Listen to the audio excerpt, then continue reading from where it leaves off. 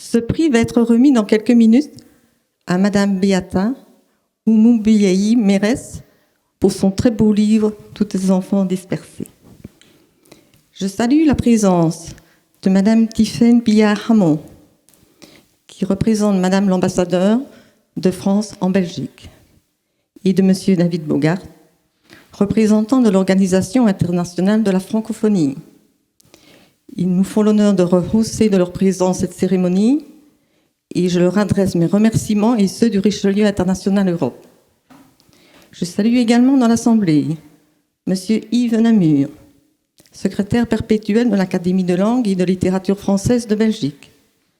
Monsieur Éric Nachtergaal, président de l'Association des membres de l'Ordre des Palmes académiques. Monsieur Samir Marzouki, président de l'Association internationale des professeurs de français. Je les remercie pour l'intérêt qu'ils portent au prix littéraire Richelieu de la francophonie. Monsieur Donald Georges, directeur de la Maison de la Francité, a accepté de nous accueillir aujourd'hui dans ses murs. Monsieur Georges, je vous en remercie chaleureusement. Sans vous et sans la Maison de la Francité, cette remise de prix n'aurait pu avoir lieu.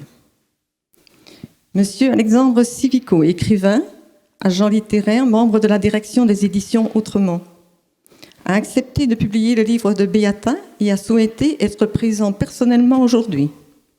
Soyez remerciés pour votre présence. Monsieur Civico, si vous aimez les voyages et si vous accompagnez Beata chaque fois que son livre est consacré par un prix, vous êtes un éditeur comblé. Pour le RIE sont présents aujourd'hui la vice-présidente, Madame Corinne Chassin, gouverneure de la région Neustrie, que je remercie pour son aide. Les gouverneurs des différentes régions, des présidents de clubs, Madame Jacqueline Faucan, présidente du club de Dinan, qui a pris en charge l'organisation de ce 7e prix littéraire Richelieu Francophonie.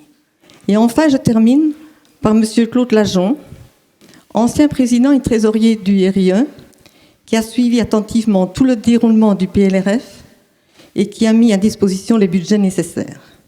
Cher Claude, encore merci pour tout ce que tu fais pour le PLRF et pour le RIE. Il me revient maintenant, à l'attention de ceux qui n'en font pas partie, de rappeler brièvement ce qu'est le Richelieu International Europe, en abrégé RIE. Le RIE est une association issue du mouvement Richelieu International, créé en 1944 à Ottawa, au Canada, dont le but premier a été d'aider les Canadiens francophones à défendre leur langue et leur culture dans un contexte majoritairement anglophone. Le RIE fédère les clubs Richelieu de Belgique, Luxembourg, France, Suisse et Roumanie, ainsi que les clubs Richelieu actifs en Afrique et en France d'outre-mer. Tous ces clubs Richelieu ont pour mission la promotion de la langue française et de la francophonie, notamment par des actions d'aide à la jeunesse, via des activités de type culturel, éducatif et social. Les activités du RIE se déroulent à l'échelle locale, régionale, mais également à l'échelle internationale. Ces activités comportent, par exemple, des conférences sur des sujets d'actualité, des spectacles de théâtre, des concours de rédaction, des tournois d'éloquence, des prix littéraires, des parrainages d'élèves, etc. Plusieurs actions sont menées avec des clubs africains, notamment des transferts de livres vers des écoles qui en sont démunies. Nous essayons ainsi d'apporter une modeste contribution à la promotion de la langue et de la culture française dans la ligne de ce que fait aujourd'hui, et ce depuis plus de 50 ans, l'Office international de la francophonie. Je passe maintenant la parole à Monsieur David Bogart, représentant de l'Office international de la francophonie, qui va nous présenter les différentes activités menées par l'OIF. Monsieur le directeur de la Maison de la Francité, Madame la présidente du Club Richelieu International Europe, Mesdames et Messieurs en vos titres, grades et qualités, Madame la lauréate, Mesdames et Messieurs, chers amis de la francophonie. Alors tout d'abord, je souhaitais vous exprimer le plaisir qui est le mien que d'être ici à la Maison de la Francité. J'allais dire que j'avais l'habitude de fréquenter, il y a quelque temps, Mais malheureusement, comme vous le savez, la pandémie nous empêche de faire cela. Et simplement aussi pour saluer les efforts de cette maison de la Francité qui travaille d'arrache-pied pour faire rayonner, j'allais dire, les francophonies. Donc je salue particulièrement la présence de monsieur Donald Georges aujourd'hui. Remercier également le Club Richelieu International Europe d'avoir associé l'Organisation internationale de la francophonie à cette cérémonie de remise du prix littéraire Richelieu de la francophonie. Et d'autant plus bienvenue que sa lauréate, Beata, si vous me permettez de vous appeler Beata, est également la lauréate du prix des 5 continents de la francophonie et que je félicite par ailleurs. Alors, je souhaitais aussi, bien entendu, vous transmettre les meilleures salutations de Madame Isidora Niang, qui est la représentante permanente de l'OIF ici à Bruxelles, auprès de l'Union européenne d'une part, mais également auprès de l'Organisation des États d'Afrique, Caraïbes, Pacifique et du Conseil de l'Europe, qui malheureusement est empêchée. La francophonie, l'OIF, vous la connaissez probablement, c'est une organisation de solidarité internationale, tout comme c'est ce qu'on appelle opérateur, l'Agence universitaire de la francophonie, mais TV5 Monde, l'Université Léopold Sédar Senghor, etc., à travers le monde, et qui ont pour ADN, allais-je dire, la défense des diversités. Diversité culturelle, mais aussi linguistique. Alors pour ce faire, on a différents moyens d'action, notamment les prix de littérature. On l'a mentionné, le prix des 5 continents d'une part, mais également le prix Ibn Khaldoun Senghor de la traduction, qui permet aux meilleurs traducteurs du et en arabe vers le français de pouvoir être primés. Ou encore le prix Amadou Kourama, qui est décerné annuellement dans le cadre, lorsqu'il se tient, du Salon du livre africain de Genève.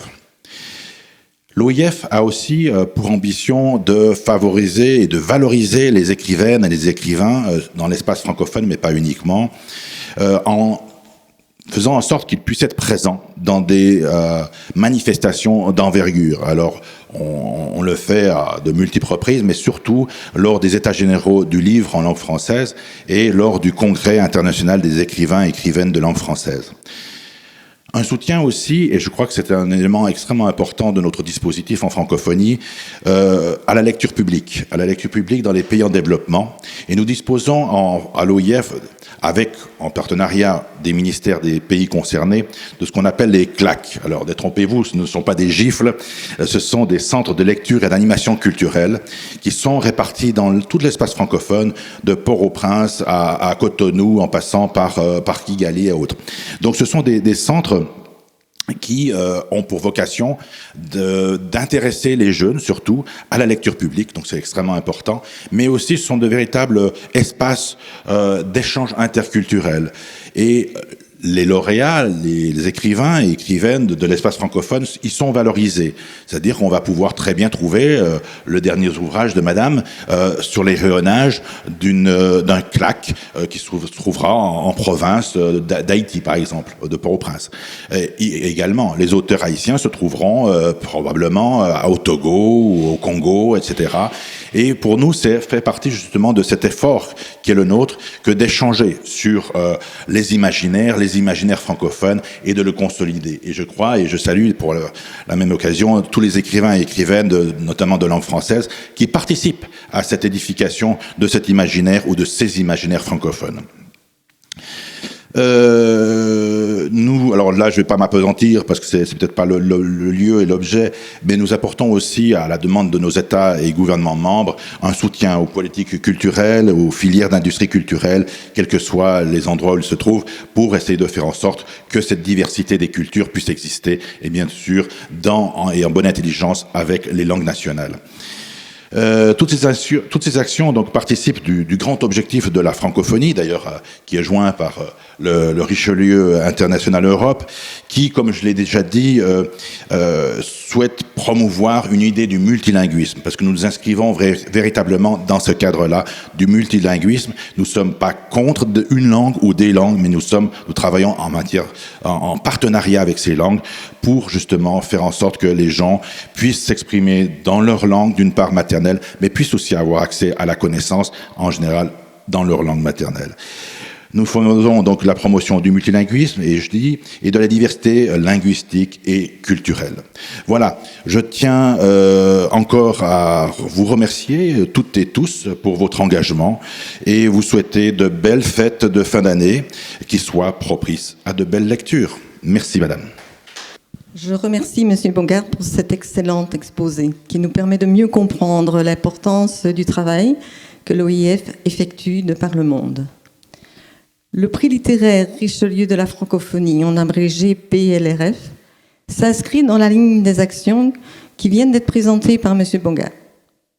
Le PLRF a été créé en 2009 par le Club Richelieu de Paris-Neuilly, à l'initiative de M. Louis Bachou, membre fondateur de ce club. Attribué tous les 2 ans, le PLRF est ouvert à tous les auteurs d'un livre écrit directement en français, mais dont le français n'est pas la langue maternelle. Il est décerné en coopération avec nos amis canadiens et africains. Depuis la première année de sa mise en route, tous les livres candidats, et a fortiori les livres lauréats, ont démontré la grande diversité culturelle de la francophonie. Tous consacrent la langue française comme un outil remarquable de dialogue des cultures. Pour le Richelieu International Europe, le PLRF est également une manière concrète de rayonner dans toute la francophonie. Je vous explique en quelques mots la procédure suivie. Les clubs Richelieu, via les régions, proposent chacun un maximum de 3 livres qui répondent aux critères fixés. Un comité de sélection choisit 4 livres finalistes. Les membres des clubs ont 6 mois pour lire les 4 livres finalistes et se faire une opinion. Ensuite, c'est un vote qui détermine le lauréat ou la lauréate. Participent au vote les clubs Richelieu, européens, africains et canadiens. Le nom du lauréat et le titre de son livre sont proclamés durant la semaine de la francophonie. L'organisation du 7e PLRF est assurée par le club de Dinan. Je remercie les adhérents du club qui ont réalisé un excellent travail. Un tout grand merci à sa présidente Jacqueline Faucan qui a animé l'équipe. Le club de Namur a également aidé à l'organisation et je l'en remercie. Cette année, les 4 livres finalistes retenus pour le PLRF sont Les Petits de décembre de Kauter Adimi, Le ghetto intérieur de Santiago Amigorina, Tous tes enfants dispersés de Beata Oumoubeyi Mérès, Pour un prince aller-retour de Georgia McLouf. Ce sont 4 livres et 4 auteurs de très grande qualité. La lauréate qui a emporté le vote n'en a que plus de mérite. Et le Richelieu International Europe est très heureux et très honoré de lui décerner le 7e prix littéraire Richelieu de la francophonie. Chère Beata, je vais, si vous le permettez, évoquer quelques étapes de votre vie et de votre carrière. Vous êtes né et avez grandi à Butare, au sud du Rwanda, où vous avez fréquenté l'école belge. Échappant au génocide des Tutsis, vous êtes arrivé en France en 1994, à 15 ans à peine. Après le lycée, vous poursuivez des études littéraires, vous obtenez un diplôme de l'Institut d'études politiques de Lille, puis un DES en coopération internationale et développement à la Sorbonne. Vous avez travaillé pour des ONG internationales avant de vous installer à Bordeaux en 2007 où vous animez des rencontres littéraires. Écrivaine franco-rwandaise, votre premier recueil de nouvelles paraît en 2015. Son titre, Ejo, signifie à la fois hier et demain. Il remporte d'emblée 3 prix littéraires.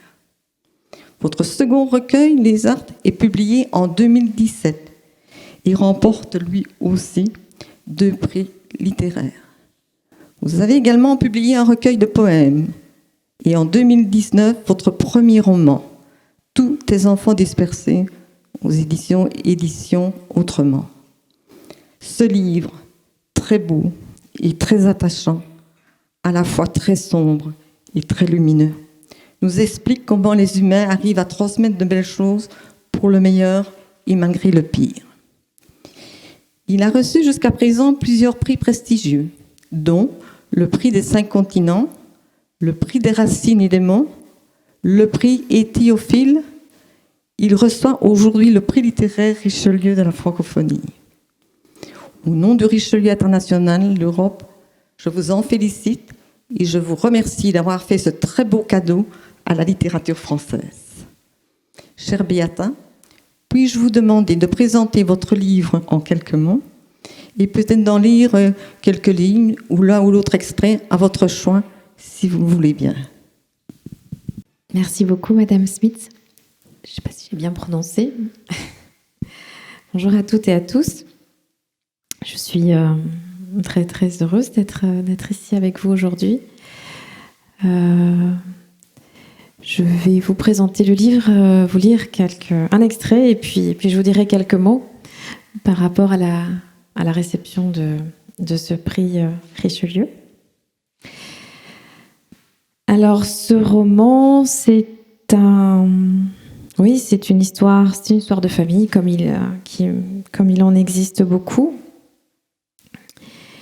dont quand j'ai commencé à l'écrire, je savais que je mettais mes personnages dans une histoire complexe, une histoire douloureuse, mais j'avais décidé dès le départ que j'allais les en sortir consolés.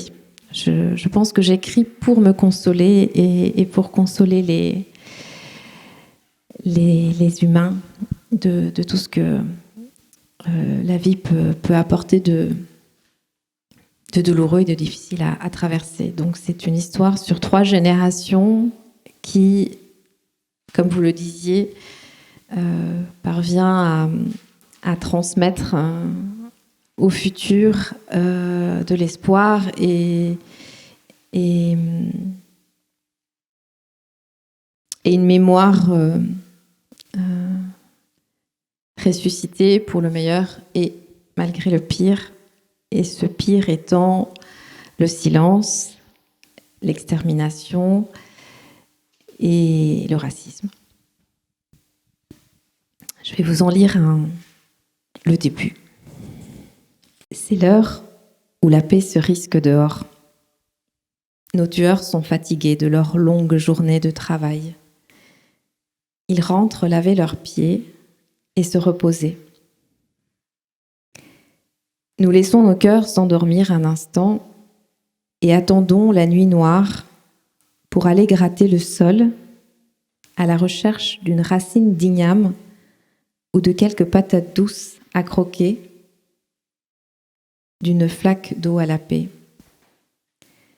Entre eux et nous, les chiens, qui ont couru toute la journée, commencent à s'assoupir, le ventre lourd d'une ripaille humaine que leur race n'est pas près d'oublier. Ils deviendront bientôt sauvages, se mettront même à croquer les chairs vivantes, mouvantes, ayant bien compris qu'il n'y a désormais plus de frontières entre les bêtes et leurs maîtres. Mais pour l'heure, la paix, minuscule, clandestine, c'est qu'il n'y a plus sur les collines aucune âme qui vive capable de la capturer. Alors, elle sort saluer les herbes hautes qui redressent les chines sur les collines, saluer les oiseaux qui sont restés toute la journée, la tête sous l'aile, pour ne pas assister, pour ne pas se voir un jour sommé de venir témoigner à la barre d'un quelconque tribunal qui ne manquera pas d'arriver, saluer les fleurs gorgées d'eau de la saison des pluies qui peinent à exhaler encore et malgré tout un parfum de vie là où la puanteur a tout envahi. Tu disais cela quand tu parlais encore, maman, à mots troués, en attendant que ton fils Bosco rentre du cabaret, cette soirée de 1997. Tu utilisais le temps présent à cette heure exténuée du jour pour raconter tes souvenirs du mois d'avril 1994, comme si 3 années ne nous avaient pas irrémédiablement séparés. Et les volutes blanches qui s'échappaient de ta main, celles qui sortaient de ma bouche entr'ouverte, toi, Imhala, moi, Inhore, les 2 marques de cigarettes d'avant, les seules que nous voulions encore goûter comme pour conjurer le temps assassin, à moins que ça n'ait été une façon de s'étouffer à petit feu avec les effluves du passé. Nos volutes se rejoignaient, nous entouraient d'un nuage rassurant. Assis sur le même petit banc de bois brinque-ballant qu'autrefois, sur la Barza, la terrasse de la grande rue de Boutaré, nous étions cachés des passants par les larges troncs des jacarandas. Tu te laissais aller à parler du moi qui était devenu celui du sang, entre 2 silences qui auraient tout aussi bien pu être des sanglots à couper au couteau. Et je t'écoutais, sans savoir si ma main qui me demandait de te serrer le poignet n'allait pas te faire sursauter. Je restais donc immobile en soufflant fort ma fumée vers la tienne pour qu'elle t'atteigne et desserre ton chagrin figé. Bien que je ne connaisse rien à la chimie, je me suis souvenue de ce joli mot de sublimation. Lorsque notre professeur avait raconté comment le solide devient gaz, et je pensais qu'il devait y avoir un procédé qui, de la même façon, permettrait à des corps devenus rigides de s'envoler en fumée, sans mourir pour autant, de se rejoindre harmonieusement dans les airs, invisibles aux passants. Je me suis imaginée en Inhore, danseur guerrier coiffé de longs cheveux ivoires, d'une lance érodée et d'un minuscule bouclier en bois sculpté, voltigeant autour de toi, l'impala, aux cornes torturées, antilope pourchassée, t'entourant d'une haie de mots sauvés, de mots ressuscités. Moi, l'Inhore est valeureux, les bras tendus, le dos cambré, je faisais trembler la terre de mes pieds ornés de grelots à mailloudis, je faisais reculer l'ennemi menaçant, en vantant tes hauts faits, tes enfants, tes amants, ta liberté si cher payée. Et pendant que la nuit nous aidait à disparaître rapidement dans la pénombre de la Barza, j'écoutais ta voix en hochant la tête. Et si mes mouvements étaient imperceptibles, parce que j'avais oublié depuis longtemps comment te toucher, là-haut dans la fumée, je faisais voler les mèches de sisal blanc ornant mon front comme un Inhore, poète danseur, combattant d'apparat, capable de conjurer ta mort du mois d'avril.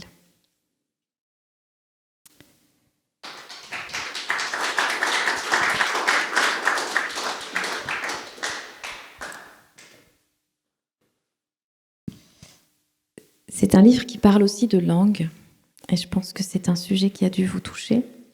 La question de la langue maternelle, des langues apprises, et de ce que ces langues peuvent porter comme imaginaire.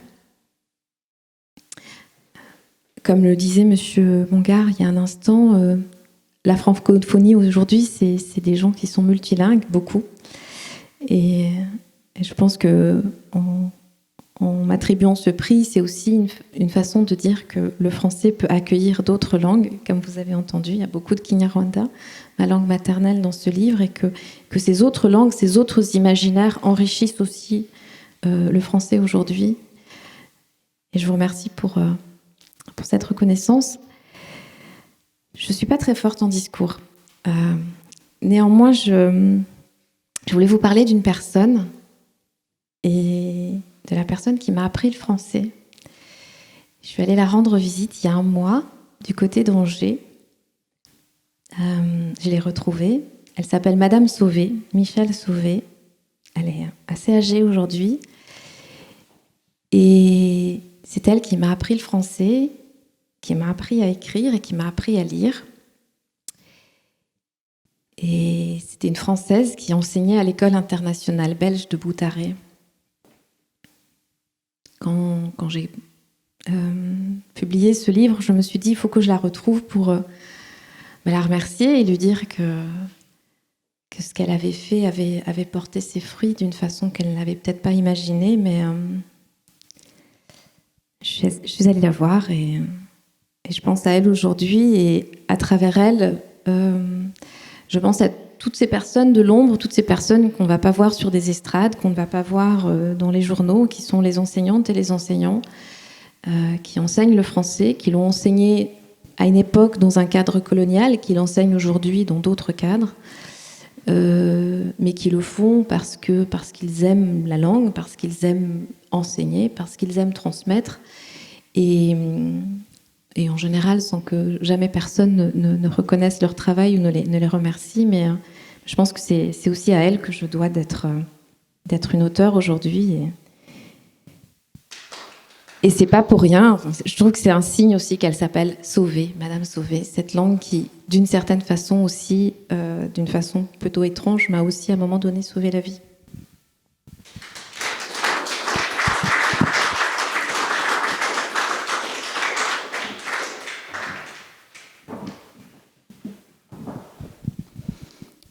Merci Beata, et tout grand merci pour votre intervention, et tout particulièrement pour la lecture de ce magnifique extrait qui n'a pu nous remplir que de beaucoup d'émotions.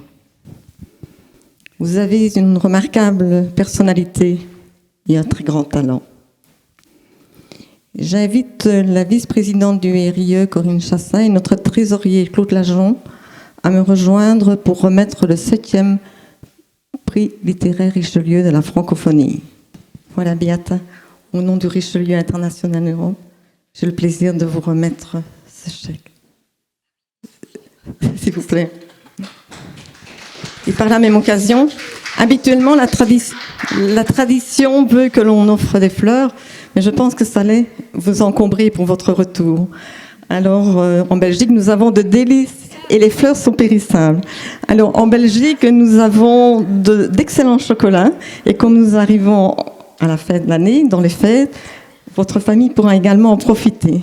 Attendez, on va d'ailleurs faire une photo. Voilà, comme cela.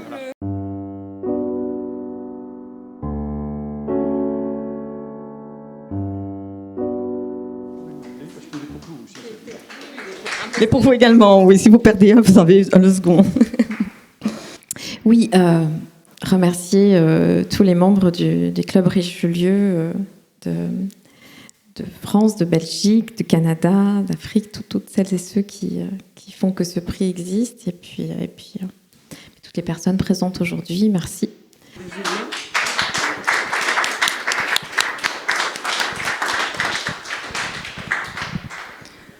Afin de clôturer cette remise de prix, je remercie tous nos invités pour leur présence, tous les membres de l'équipe du RIE qui ont pris en charge l'organisation du 7e PLRF, tous les adhérents du RIE qui ont lu les 4 livres sélectionnés et qui ont voté. Je remercie M. Donald Georges pour la mise à disposition de la Maison de la Francité, ainsi que M. Olivier David pour avoir assuré l'enregistrement de l'événement. Vous serez avertis quand il sera diffusé sur les réseaux sociaux. Je félicite Beata pour son très beau livre et je lui souhaite plein succès dans sa brillante carrière d'écrivaine. Si vous le souhaitez, Beata a apporté quelques livres et je pense aussi ces recueils. Si vous souhaitez une dédicace ou acquérir un de ces livres, je vous invite auprès de la petite table. Elle se fera un plaisir de vous dédicacer son livre. Je vous remercie.